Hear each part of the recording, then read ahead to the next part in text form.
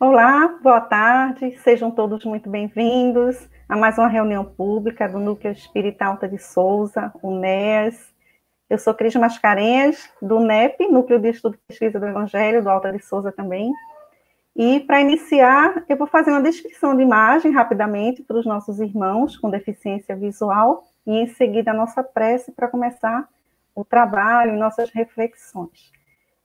Eu sou uma mulher branca, de cabelos loiros, abaixo dos ombros, estou vestindo uma blusa estampada em tom de rosa.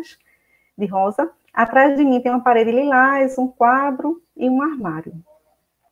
Então, meus amigos, vamos nesse momento que já estamos aqui unidos, reunidos em nome do nosso Mestre, Jesus, unir nossos corações ao dele, do nosso divino amigo, para fazer a prece. Mestre amado, em teu nome, Senhor, aqui estamos no intuito de receber a tua mensagem de vida eterna. Saudosos estamos demais de tua paz, de teu conhecimento, de tua amizade, de andar contigo, Senhor, como talvez outrora estivemos e não continuamos. Aqui retomamos a cada dia, a cada momento, essa possibilidade de refletir sobre tua mensagem, mas de também sentir e colocar em prática, como bem nos recomenda Alcione no livro Renúncia de Emmanuel por Chico Xavier. Nos abençoa, Senhor, a todos que estão nessa live, os que vão assistir posteriormente, que possamos absorver os teus ensinamentos, não só intelectualmente, mas com o coração. Ser conosco, agora e sempre. Que assim seja. Então, meus amigos, o tema de hoje é muito interessante, né? A importância da luz do Evangelho em nossos dias. Nós costumamos dizer assim, achar que o momento mais difícil é esse atual. É natural, é o que estamos vivendo. Mas a luz do Evangelho é importante em qualquer momento. Sempre foi, é e será. Porque o Cristo esteve aqui muito antes da gente. Quando nós éramos, ele já era. E vai ficar conosco até o final dos tempos. Então, vão mudando as circunstâncias, o nosso grau de maturidade, mas é uma palavra, é uma mensagem para a imortalidade, para espíritos. Jesus fala para espíritos e não para personalidades. Ele não fala agora para Cristiane, para Emerson, que está aí no backstage, não fala para Cris Maria, que está entrando agora, boa tarde. Ele fala para o espírito imortal, aquele que já teve várias reencarnações passadas no pretérito e ainda terá muitas para frente. Então, eu quero começar com um versículo de Mateus, está no capítulo 5, versículos 14 a 16, que diz assim: Vós sois a luz do mundo. Não se pode ocultar uma cidade situada sobre um monte, nem se acende uma candeia, uma lâmpada de barro, colocando-a debaixo do módio. O módio é uma vasilha, um cesto. Mas sobre o candeeiro, ou seja, em cima. Assim ilumina todos que estão na casa. Então, aí traz um componente a mais. Nós precisamos não ser só luz, mas precisamos também distribuir, iluminar os que estão em nossa volta. O objetivo continua, da mesma forma, brilhe a vossa luz diante dos homens, para que vejam as suas boas obras e glorifiquem vosso Pai que está nos céus. Né? Eu li uma tradução de Haroldo Dutra Dias, da tradução dele do Novo Testamento. Boa tarde, Diomedes, José, Edilene, sejam muito bem-vindos. No Novo Testamento, quando a gente fala na tradição judaica, digamos assim, Israel e Jerusalém, nós estamos falando de Deus e de lei, da luz do mundo, né? Pode ser Jerusalém ou qualquer outra cidade alta, que esteja no alto. Jerusalém era alta, porque à noite, onde o clarão das tochas tornasse visível a toda a zona rural circunvizinhada. Então, por isso a luz, Jerusalém representando a luz. E essa palavra, a gente faz uma conexão muito grande com alegria, uma bênção, é o contraste de tristeza, luz, trevas, bem e mal, né? E ela é muito marcante realmente no Novo Testamento. Maria da Conceição Silva, boa tarde, querida. Já desci também, Edilene. Quando a gente vai para a ciência, o que a ciência fala? Einstein, o que é que ele fala? Né? Ele provou para a gente. Ele diz que o único veículo indestrutível, até hoje conhecido pela ciência eletrônica e nuclear, é a luz no seu estado mais intenso, é a luz cósmica, invisível. Os 92 elementos da química, seus derivados, né, segundo Einstein, são reduzíveis à luz. A luz, porém, não é reduzível a um elemento superior. A luz é a última fronteira do mundo físico. Por isso, a criação de um corpo-luz é a criação de um veículo indestrutível. Indestrutível. Nunca vai se acabar, né? Moisés já tinha uma certa intuição sobre isso, quando 15 séculos antes, né, do Cristo, logo ali no princípio da Gênesis, Pentateuco mosaico, né? O Gênesis no plural. Gênesis no singular é o Pentateuco de Kardec, né? Ele disse o quê? Ele disse: Deus criou a luz. Mas ali ele não estava falando da luz do sol, das estrelas, porque essa luz, ele fala só no quarto dia da criação, né? No quarto período, digamos assim, são períodos. Ele está falando exatamente da luz cósmica, essa luz invisível, da qual nascem as outras luzes, né? Nas estrelas, nas unidades siderais, no próprio Sol. Então, a luz, ela é o alfa e o ômega, né? A gente fala assim de Jesus, né? Jesus é o alfa e o ômega. O que é isso? O início e o fim. Não tem fim, né? É eterno. E aí, a gente vê o seguinte: não existe no mundo físico nenhum elemento incontaminável que não se contamine, a não ser a luz. Todas as outras se contaminam. Então, por exemplo, se a gente lavar com água um objeto, o objeto vai ficar limpo, mas a água vai se tornar impura. Com a luz, é incontaminável, ela é invulnerável, pode penetrar todas as impurezas do mundo sem se tornar impura. E aí nós estamos falando diretamente de quê? O que é que nos lembra essa luz incontaminável, que pode adentrar qualquer ambiente sem ficar vulnerável a ele, sem ser influenciável. A gente está falando de espíritos puros, avançados. Né? Aí lá em João, no capítulo 8, versículo 12, diz assim: falando novamente ao povo, Jesus disse: eu sou a luz do mundo. Quem me segue nunca andará em trevas, ou seja, nunca se contaminará, mas terá a luz da vida. Né? Então, a luz, ela é indispensável, a luz ao mundo, né? A vida material, apaga-se o sol, fonte de luzes materiais, e o mundo deixa de existir, né? Então, ela é necessária ao mundo material. Mas a luz é vida espiritual, na esfera psíquica, né? Esconda-se a luz da sabedoria. Então, como ser luz num momento de dor?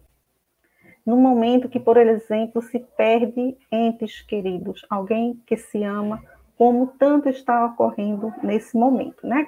A gente vai dar um passeiozinho lá no Livro dos Espíritos, entre as questões mais ou menos 934, 936, que vai falar dessa perda de pessoas amadas, né?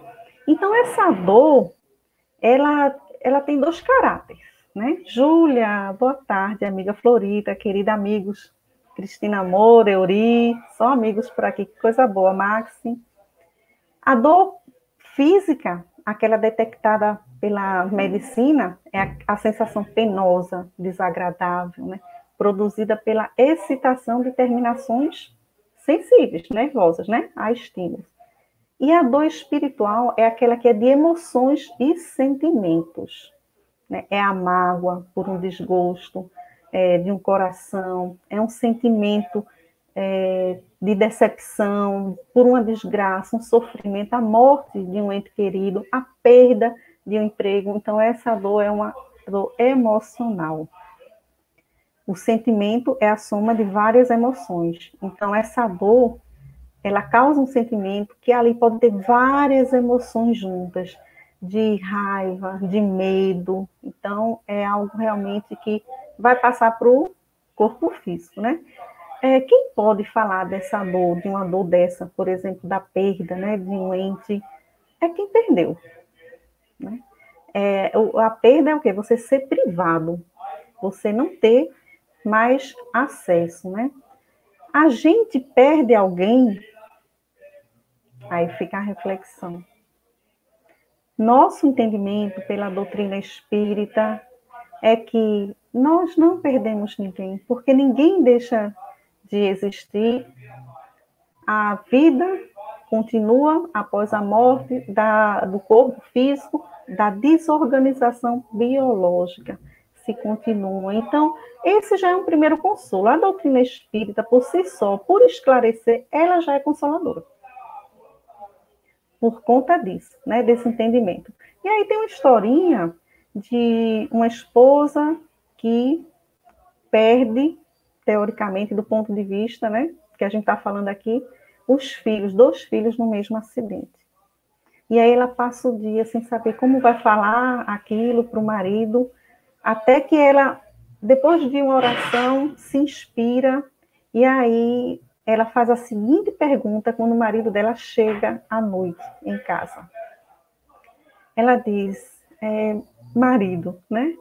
Quando a gente pega alguma coisa emprestada, é certo a gente devolver a quem emprestou? Aí o marido dela disse, sim, claro, é óbvio, é justo, é o correto a gente devolver.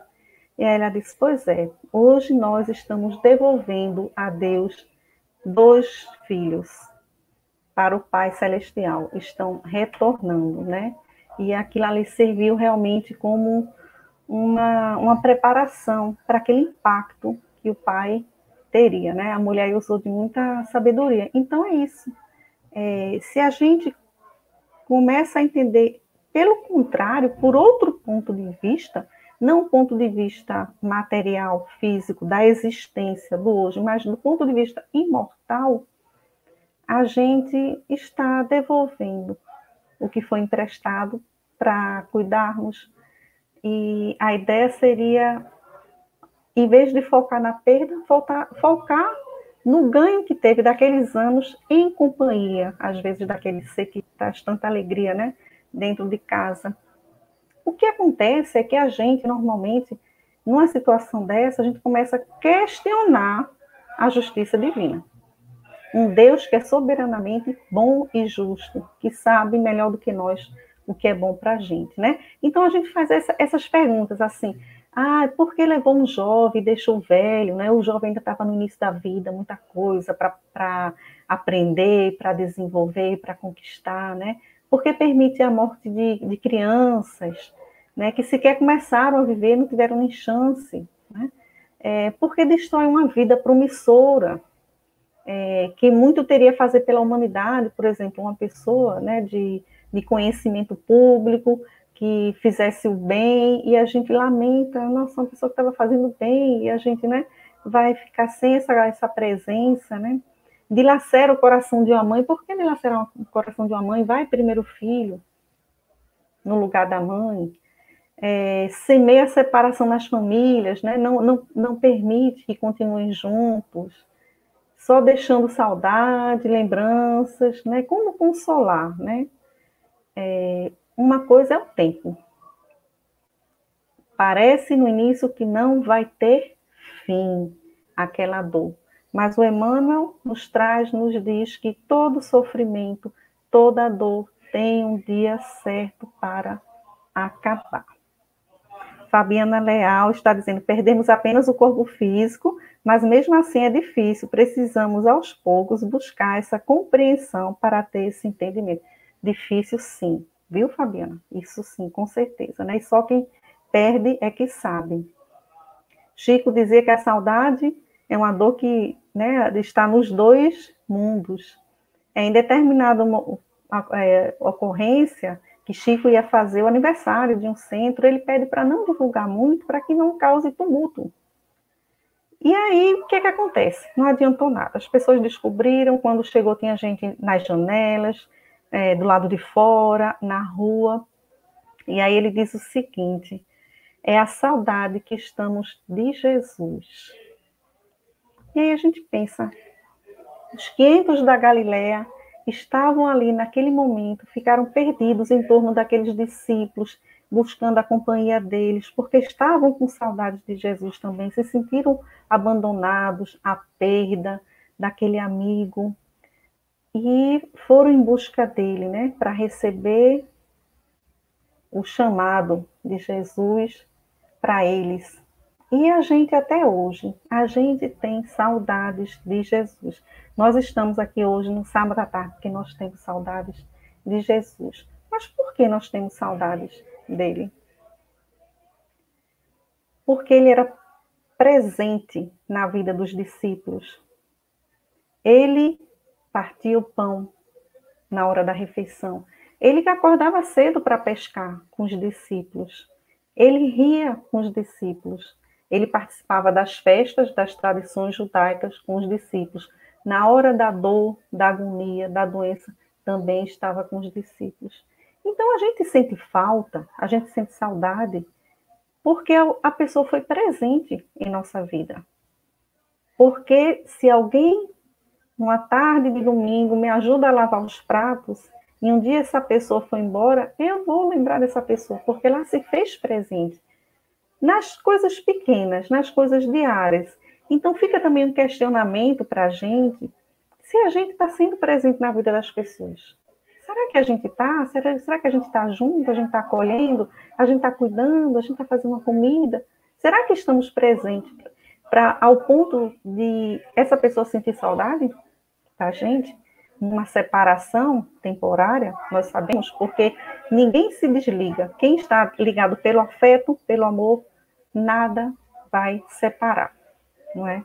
Então Jesus era esse. Ele, acima de tudo, servia. E hoje, essa saudade que nós temos de Jesus é porque ele sempre esteve e está presente em nossas vidas. Porque na hora que nós estamos atormentados, é a ele que nós buscamos. Na hora que estamos doentes, é a ele que nós buscamos. Quando estamos bem, nem sempre, mas ele está conosco do mesmo jeito. E ele esteve conosco sempre, desde o sempre, e estará. Então, a saudade de Jesus é a saudade dessa presença que ele tem em nossas vidas, né? Mas que nós não percebemos e não nos damos conta. Assim como não nos damos conta se estamos sendo presentes na vida das outras pessoas também, né? É uma reflexão que é preciso ser feita. Então, Jesus, nesse sentido, se apresenta como um consolador. Quando ele fala do jugo leve. O que é o jugo? Uma peça de madeira, em geral pesada, né, criada para encaixar em cima, ali no pescoço de dois animais, que normalmente eram bois. Normalmente, né? E eles eram ligados a um carro. Isso aí, a conotação naquela época era de escravidão, era de opressão. É a opressão que uma pessoa carrega, o jugo leve que Jesus fala, é uma opressão que a pessoa carrega quando está dominada por seus problemas, pela enfermidade, pelo vício, pela dívida, pelas inimizades. É o jugo, né? É a escravidão dessas coisas que a gente tem. E aí, por isso, ele diz: vinde a mim todos vós que estáis aflitos. Quem são os aflitos?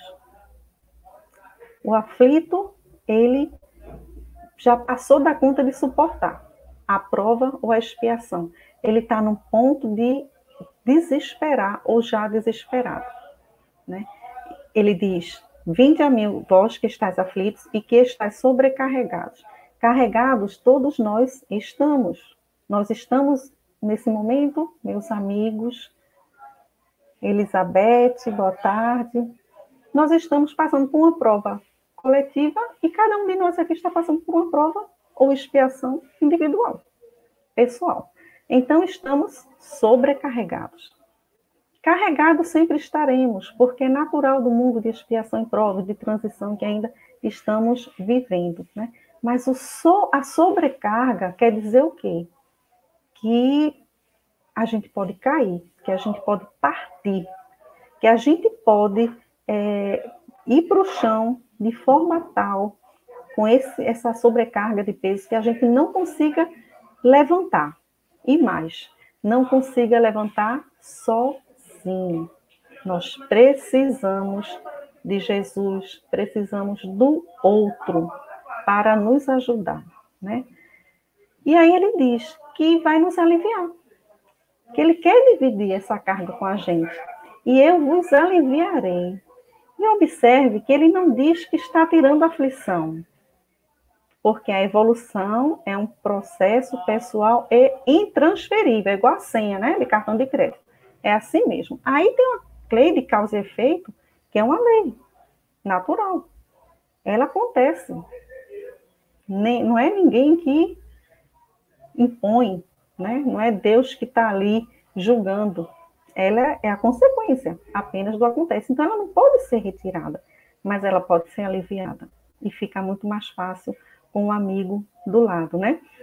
E também porque Jesus diz o seguinte: eu não vim para destruir a lei, nem os profetas. Quando Jesus diz não vim destruir a lei, é porque aquela lei da Torá escrita, ela é uma lei boa. Aquela lei ele não está mudando. Mas, naquela época, os rabinos interpretavam as leis oralmente e as pessoas costumavam seguir a Torá oral, até porque eram analfabetos. A maioria era analfabeta. Então, ia pelo oral mesmo, né? E cada um interpretava do jeito que queria. Então, quando ele diz não vim destruir a lei, que a lei estava correta, o problema era a interpretação.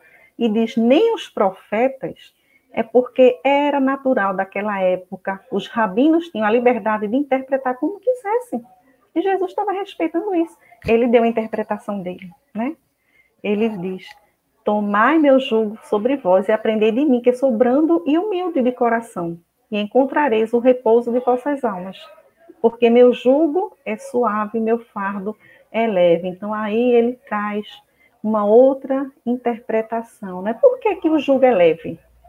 Por que que Jesus diz que o jugo é leve? Adriana, boa tarde. Boa tarde a todos, chegou, né? Porque o jugo é a lei de amor. E a lei de amor não é uma lei de talião, olho por olho, dente por dente. Na época de Moisés era a lei de justiça, né? É uma lei de amor, é uma lei que a gente pode cobrir a multidão de pecados com ações boas e ir acertando essa contabilidade aí com a justiça divina, né? Então, essa lei de amor, ela é consoladora, porque só quem ama é capaz de consolar. Quem é que consola? É aquele que não é indiferente à dor do outro. É aquele que pode iluminar, né? No Antigo Testamento, a palavra amor apareceu só 3 vezes. Na terceira vez, quando diz amar o teu próximo, ninguém sabia quem era o próximo, né? A quantos metros de distância. Então, só no Novo Testamento, Jesus traz o amor, e em todo o Novo Testamento é cheio dessa palavra amor, né? E em Deuteronômio diz assim, aí vem a lei, né? Amar o teu Deus sobre todas as coisas e ao próximo como a ti mesmo. Aí sim está distendido, mas ainda não se entendia quem era esse próximo, né? Como a gente amar? Ah, eu não consigo amar. É muito a resposta, apesar de na prática não ser simples, mas a gente aprende a amar amando. A gente aprende a fazer uma coisa fazendo. Então, mesmo que não esteja saindo naturalmente de nós, espontaneamente, nós vamos fazer uma espécie de treinamento amoroso para aprender a amar. O que é isso? Como é que se materializa o amor? A gente vai ser paciente, A gente vai calar mais, escutar mais, a gente vai orar, a gente vai ajudar, vai compreender, vai relevar, perdoar, vai ceder, renunciar. Isso é a prática do amor. E aí, naturalmente, a gente vai se tornar uma pessoa amorosa também, né? Então, mesmo que ainda irritado, cambaleando, nesse exercício, mas é um caminho que se tem que ser feito, né? Para que ele se torne natural. A gente cai, quando a gente está aprendendo a andar de bicicleta, a gente anda, cai, atropela, e aí, depois de um tempo, começa a andar firmemente, naturalmente, não sabe nem dizer como é que conseguiu, né? Fica no automático. E aí, nesse mesmo Antigo Testamento, tinha que você odiava quem não fosse seu próximo. E aí, como amar o inimigo? Se já é difícil amar quem a gente gosta, nesse sentido da prática, imagine amar aquele que a gente não precisa. Como diria, aquele que a gente tem algum motivo, que tem uma hostilidade, que tem uma antipatia, né? E aí, lá na Bíblia de João Ferreira de Almeida, ele operacionaliza como amar o inimigo, em vez de odiar, de uma maneira muito didática, muito interessante. Ele divide em camadas. Ele fala que a gente pode amar o inimigo por atos, por palavras e por pensamentos. O que é isso? Por atos. Fazer o bem àqueles que nos aborrecem. Às vezes, aquela pessoa nem aceita a gente fazer um bem. Se a gente diz assim para a pessoa, fiz uma comida, aí o outro diz, deve estar com veneno, alguma coisa. Então fica impossível fazer o bem a uma pessoa que não aceita, que não quer. E aí a gente pode ir para as palavras. As palavras é o quê? Se a pessoa fala mal, calunia, a gente fala bem, a gente não devolve, a gente não retruca, a gente elogia. Mas também, às vezes, a gente não encontra uma virtude para elogiar. E aí se torna falso esse elogio. E aí sobra o pensamento. Como é que a gente ama o inimigo pelo pensamento? Através da oração. Mesmo assim, é uma tarefa difícil, mas ainda aqui é mais possível porque depende só de você. Não é isso, Adriana? Ter Jesus como exemplo vivo, tirá-lo dos livros e aplicar suas lições no dia a dia. Não é fácil, mas Jesus é a nossa bússola, nosso roteiro para amar. Exatamente. A oração. Silvia Barros, seja bem-vinda. E Reginaldo Duarte. Que bom, amigo, por aqui. 11 anos depois de Tiago é sacrificado, né? Depois da ida do Cristo, aí Simão Pedro, que Simão quer dizer bom ouvinte. Simão Pedro, depois do holocausto de Tiago, volta para casa muito triste, muito chocado com aquela violência, revoltado mesmo, chorando. E aí Jesus aparece para ele. E aí o Simão Pedro começa a relatar 4 crueldades que foram feitas a Tiago pelos verdugos, né? E aí ele reclama para Jesus, Jesus, o primeiro fez isso, isso e aquilo, o que é que ele merece? E Jesus diz, ele viverá, Pedro. E aí ele diz, mas Senhor, o segundo fez isso. Jesus, ele viverá, Pedro. O terceiro a mesma coisa. Quando é no quarto, aí Pedro diz, não é possível. Jesus, como viverá? Ele fez isso, isso e aquilo. E aí o Senhor diz, Pedro, ele viverá. O remorso possui fel suficiente para amargar uma vida inteira. Ou seja, a pena de quem errou é viver. É a lei de causa e efeito se estabelecendo, né? Então, até na lei de Talião diz assim, olho por olho e dente por dente. Mas é a lei. A lei não está dizendo, você pode ir fazer. A lei está só dizendo que pode ser cumprida, né? Então, eu queria trazer aqui para a gente, que a gente estava falando dessas dores inconsoláveis, como uma dor muito recorrente agora, que é pela perda, né, de entes queridos, independente de serem familiares, amigos. É na pergunta 936 do Livro dos Espíritos, que pergunta o seguinte, Kardec, Como é que as dores inconsoláveis dos que ficaram na terra se refletem nos entes queridos que partiram? E aí a resposta é o seguinte: o espírito é sensível à lembrança e às saudades dos que eram caros na terra. Mas uma dor incessante, desarrazoada, o toca penosamente, porque nessa dor excessiva ele vê falta de fé no futuro e de confiança em Deus. Por conseguinte, um obstáculo ao adiantamento dos que choram e talvez a sua reunião com estes. Então, Paulo nos diz o seguinte: em tudo dai graças, porque tudo que acontece é para o bem. Né?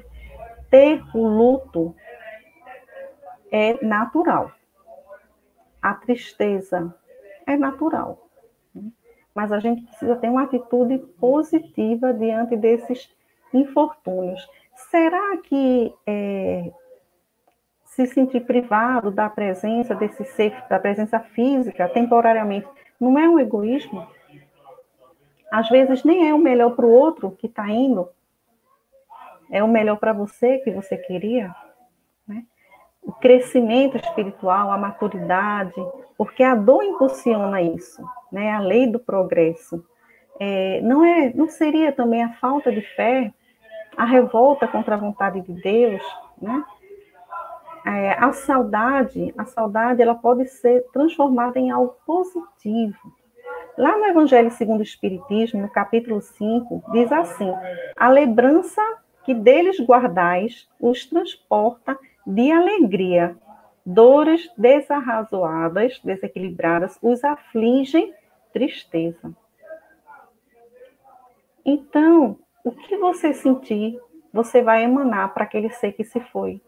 Se você está triste, está revoltado, é esse estado que você vai transmitir para ele e, logicamente, perturbar.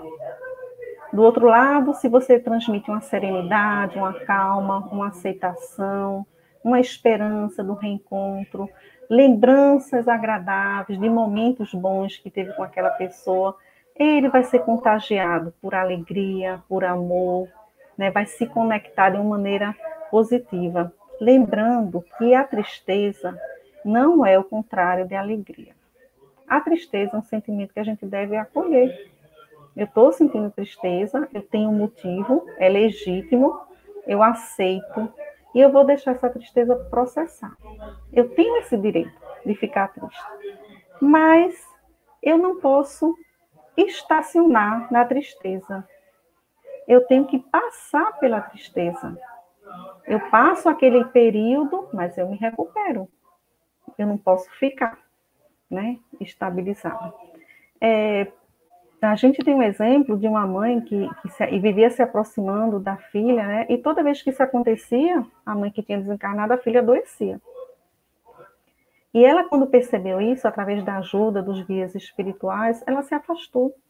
Porque como ela não conseguia, olha como o amor supera tudo, como ela não conseguia ter ainda aquele sentimento mais de paz, de tranquilidade junto da filha, por amor, para não perturbar a filha, ela achou por bem se afastar.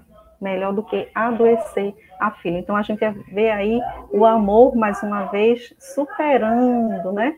Tudo, resolvendo as coisas, né? Então, no capítulo 5, diz assim: mães, vossos filhos estão perto de vós. Sim, estão muito perto. Seus corpos espirituais vos envolvem, seus pensamentos vos protegem. Né? A maior homenagem que a gente pode fazer ao ente que se foi é lembrar dos momentos alegres. Né? Se vem um pensamento triste, substitui um sentimento alegre, uma lembrança alegre, para suportar com coragem e com paciência, né? E aí, Jesus traz as bem-aventuranças, porque o desespero, a revolta contra Deus, a falta de fé é o quê? É a falta da visão futura. Então, Jesus traz as bem-aventuranças para consolar quem sofre. Quem sofre precisa saber por que sofre, ou compreender esse mecanismo. do sofrimento, né? Que é um ajuste. E aí Jesus promete a felicidade futura. As bem-aventuranças eram um gênero literário que tinha tanto no Antigo Testamento quanto no Novo Testamento e que dizia respeito também de um comportamento que você deveria ter para agradar a Deus, né? Dar testemunho de Deus, uma pessoa temente a Deus, naquele sentido antigo, não de ter medo, mas de observar as leis de Deus. E aí, nas bem-aventuranças, Jesus faz o quê? Ele promete o reino de Deus dos céus, que está dentro da gente, né?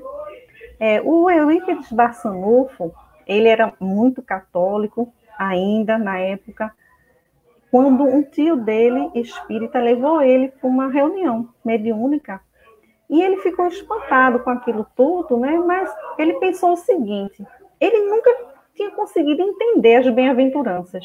Porque como é que podia Jesus dizer que o que sofre é feliz, né? Ele não compreende aquilo. Então ele fica mentalizando, ele pede para João o Evangelista, aquele apóstolo novinho que recostava a cabeça no peito de Jesus, explicar para ele as bem-aventuranças. E aí o que é que acontece? O João, ele dá passividade num camponês, num lavrador, num homem simples, analfabeto, uma mensagem belíssima e explica as bem-aventuranças para Eurípides Barçanufo. E a partir dali, ele se considera já um espírita, né? Então, as bem-aventuranças, elas têm duas partes. Ela tem a condição e ela tem a consequência. Então, quando a gente começa, bem-aventurados os humildes de espírito, porque deles é o reino de Deus, ou dos céus, depende do evangelista. Então, a condição é ser humilde para ter o reino dos céus. Essa primeira bem-aventurança, ela está no presente, ela não está no futuro, né? Mas as próximas estão no futuro. As próximas vêm assim: bem-aventurados os mansos, condição ser manso, porque eles herdarão o futuro, a terra. Né? Bem-aventurados os que têm fome de sede, de justiça, porque serão fartos, serão saciados. E aí vai, no futuro.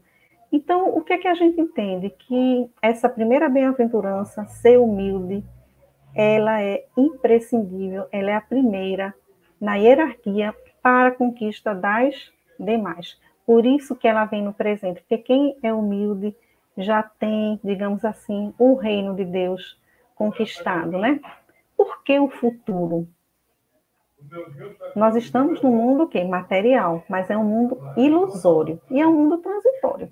E Jesus disse que o reino dele não era desse mundo, né? Está lá em João capítulo 18, 33.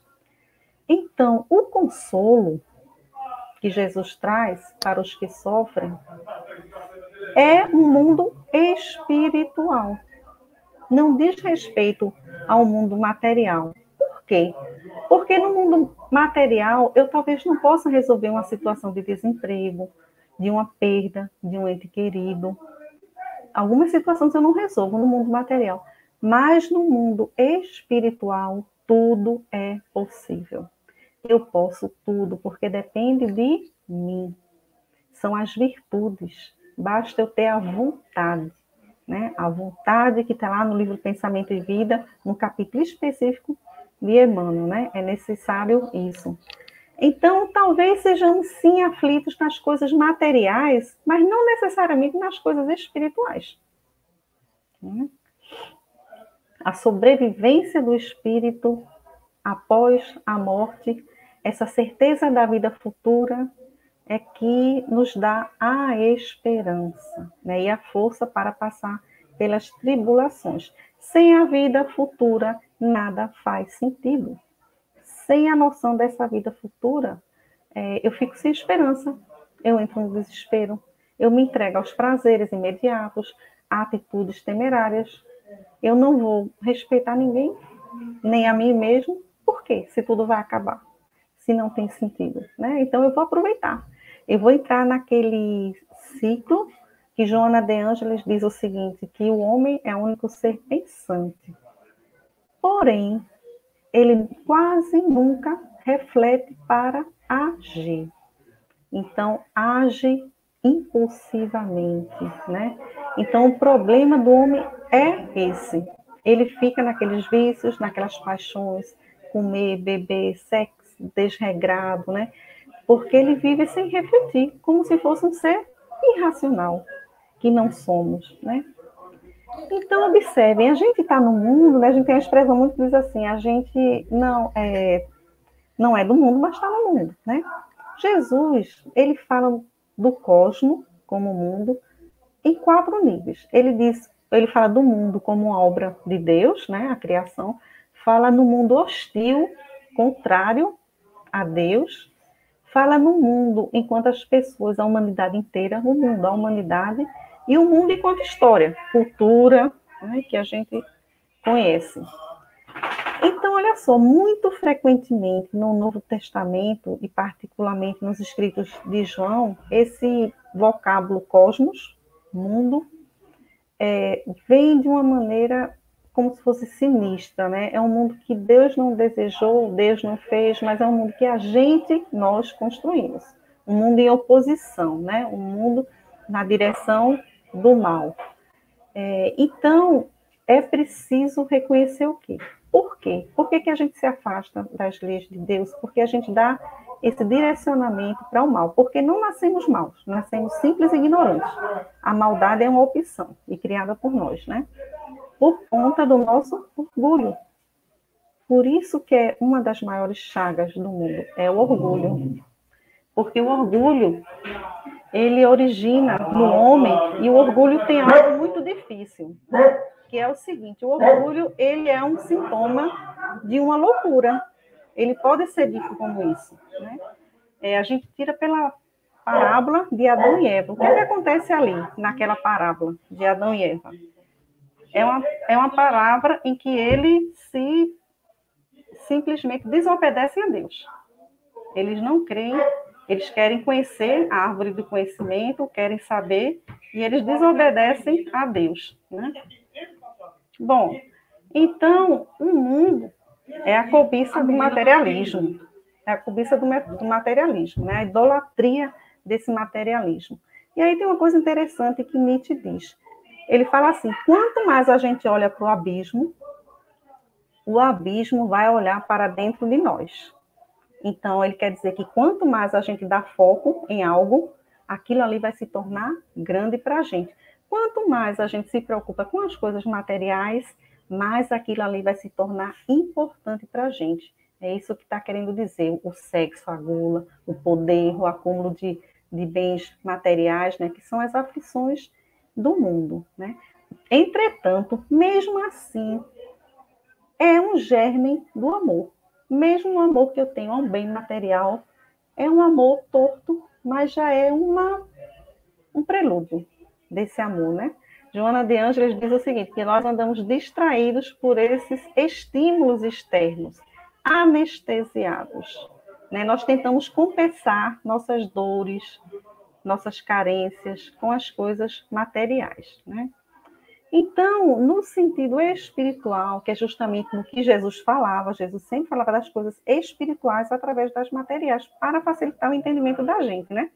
Todos os que receberam a luz da doutrina espírita, e aí a gente chega agora na terceira revelação, a doutrina espírita, precisa mostrá-la. Não a esconder, não botar embaixo do molde, né? Nem sob um leito de hipocrisia também. Essa luz, ela pode ser fraca, ela pode ser média, pode ser forte, mas todos nós temos em potencial proporcional. Então, todos nós podemos dar algo para o mundo. Todos nós podemos iluminar o mundo dentro de nossas condições, né? O caminho para a iluminação interior é iluminar o caminho. Como é que eu vou aumentando minha luz? A partir do momento que no caminho eu vou iluminando os outros, né? Então, de onde vem a luz? Vem de Deus imperecível. A gente viu lá em Einstein. E Jesus é o como proceder. Jesus nos dá o roteiro, né? Nos dá os exemplos de como a gente conquistar, fazer esse caminho, né? Então, depois de quase 2000 anos, veio o Consolador prometido na doutrina espírita para nós, né? Nós já falamos do esclarecimento que ele traz, quando amplia a visão, que já é um consolo, mas exige algo de nós, exige a mudança. Nós podemos mudar a mente, mas não necessariamente mudar as atitudes. Então, isso não está em consonância com a lei do progresso. A lei do progresso exige a renovação das atitudes, que é a próxima depois da mudança da mente, né, da reflexão. Aí vem a mudança das atitudes. E o renovar, como diz Joana de Ângeles, no livro Atitudes Renovadas, é para melhor. A renovação é para melhor. Isso sim é progredir. Mudar por mudar, não. E Leon Denis diz o seguinte, no livro O Problema do Ser, do Destino e da Dor, no capítulo 24. Ele diz, não há progresso possível sem a observação atenta de nós mesmos. É necessário vigiar todos os nossos atos impulsivos para chegarmos a saber em que sentido devemos dirigir nossos esforços para nos aperfeiçoarmos, né? Então, se a gente não muda o mundo, ele vai mudar a gente. Se a gente não se sobrepõe a essas coisas materiais vão nos dar o caminho, vão nos conduzir à reforma íntima, Adriana, exatamente, né? Então, isso requer o quê? Antes de tudo, aquela primeira bem-aventurança, a humildade, né? A humildade de ter os pés no chão e um olhar digno para cima, né? A humildade de saber que tem um maior, mas tem um menor. Eu sei exatamente o meu lugar. A humildade, humilde, não precisa se justificar. Ele não tem por que aparecer, ele não tem por que agradar, né, de uma maneira bajuladora. Ele não tem do que se defender, porque seu comportamento já já é a sua defesa. Não há necessidade, né? A Joana de Ângeles traz isso para Divaldo Pereira Franco, quando ele diz o seguinte, numa aparição que ela fez para ele, lá na Itália, que ele, muito empolgado com a história que ela estava contando, da encarnação dela como Cusa, né? Ela mostrou onde ela foi atada, no poste para um martírio, e ele fica tão empolgado na hora que ele diz assim, eu quero dar minha vida para Jesus, eu também quero morrer em holocausto. E aí ela diz o seguinte, naquela época o holocausto era rápido, era das feras, dos gladiadores, mas era uma morte rápida. Hoje não tem mais esses. Hoje o holocausto é das feras internas, as feras que querem nos consumir, que estão dentro da gente, o orgulho, a vaidade, as paixões, os vícios. Mas, em compensação, esse holocausto é demorado. Não é rápido, não são minutos, né? São anos, são décadas, são séculos, quiçá, né? E o Divaldo Pereira Franco, ele tinha muito isso, de querer, no impulso, também, né, demonstrar o seu amor por Jesus. E ela dizia o seguinte, também não se preocupe com os outros, nem se defender. A gente não precisa se defender. A sua vida é a sua defesa, né? Sempre calar. Então, Jesus, ele finaliza essa questão do consolo para nós aflitos, dizendo, vinde a mim. Bem-aventurados os aflitos, porque os aflitos são aqueles que, quanto mais eu sofro, mais eu estou perto de Deus. Quanto mais eu estou ausente dessas tribulações da vida, que é normal, que eu estou num estado de felicidade material aparente, mais eu estou afastada de Deus. Então, eu escutei o Haroldo Dutra Dias, palestrante, né, ele contando de uma vez que ele estava muito aflito com uma situação, muito perturbado, marcou com um amigo numa praça, e ele estava conversando com esse amigo, e ele chorava muito. E aí ele disse que veio um senhor perto dele e disse assim, olha, meu amigo, desculpe a intromissão, mas eu quero pedir que você ore por mim. Aí ele achou estranho, né? Ele perguntou, mas orar pelo Senhor? Sim, porque aquele que sofre está mais perto de Deus. Então, quanto mais a situação for difícil, quanto mais nós não vemos as saídas, nós estamos mais ainda nas mãos de Deus. É a passagem de São Francisco de Assis, quando ele está com um monge num nevoeiro, neve, ele encontra uma casa para se abrigar, bate a porta, e quem atende pergunta quem é, ele diz, é Francisco de Assis, e a pessoa não acredita, Francisco de Assis? E aí eles não veem mais opção. Um frio enorme, eles não têm como se abrigar, como se esquentar, e o Francisco começa a pular na neve. E aí o monge estranho, o que está acontecendo? Eu não estou entendendo, pai Francisco. Nós vamos morrer, talvez, nesse frio. Não encontra mais casa mais para frente, ninguém para abrigar. Esse cidadão não quis abrigar para a gente. Aí ele diz, por isso mesmo, porque agora eu estou feliz, porque nós estamos 100% nas mãos de Deus. Então, o aflito, o que está com a dor, é aquele que está muito perto de Deus. Sua súplica, sua oração, seu pedido de socorro, seu pedido de calma, de paz, está sendo atendido com muito amor, com muito carinho, pelos enviados do Cristo, pelos anjos, nossos anjos guardiões, quando o Cristo pessoalmente também está, de onde ele estiver, junto com a gente. De onde ele estiver, e ele está na Terra, ele não está longe, como aquela imagem que a gente vê muito na internet, o globo terrestre e o Cristo fora da Terra observando. O Cristo não está fora da Terra, o Cristo está com a gente. Ele está aqui, ele está trabalhando e muito, né, para a nossa felicidade. Então, o que falta é nós estarmos com ele também, né? Então, eu quero trazer uma passagem do Evangelho segundo o Espiritismo, no capítulo 5, para a gente já ir encerrando, né? Já estamos no finalzinho, é o item 14, que é de um item que fala sobre suicídio e loucura.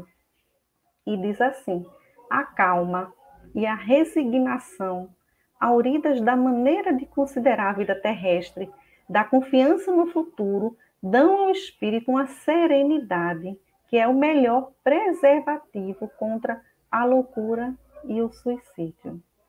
Porque, meus amigos, quando nós temos uma dor física, nós vamos para o médico.